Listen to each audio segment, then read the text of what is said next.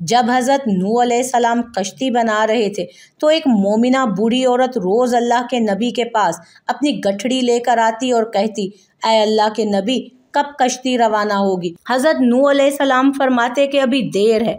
وہ عورت شام تک بیٹھی رہتی اور پھر اٹھ کر چلی جاتی۔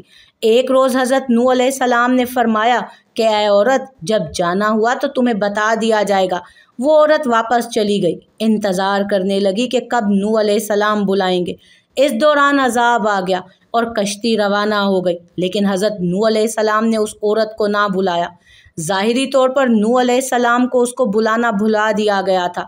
جب طوفان تھما تو ایک دن حضرت نوح علیہ السلام کے دل میں محبت اٹھی کہ شہر کو دیکھوں جہاں سے چلا تھا۔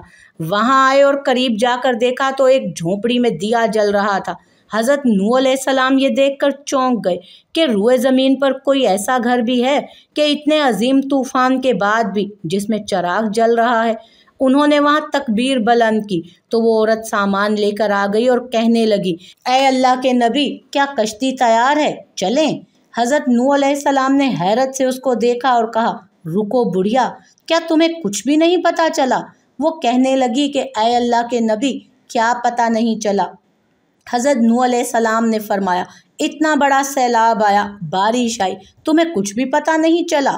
بڑھیا کہنے لگی، اے اللہ کے نبی، بس ایک دن بادل گرجے تھے اور کچھ ہلکی سی پھوار پڑی تھی۔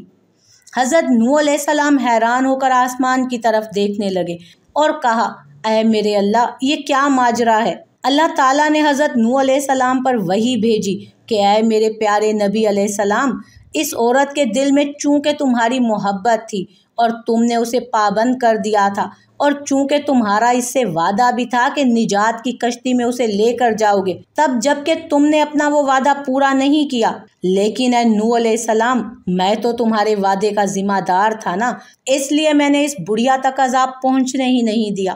سبحان اللہ۔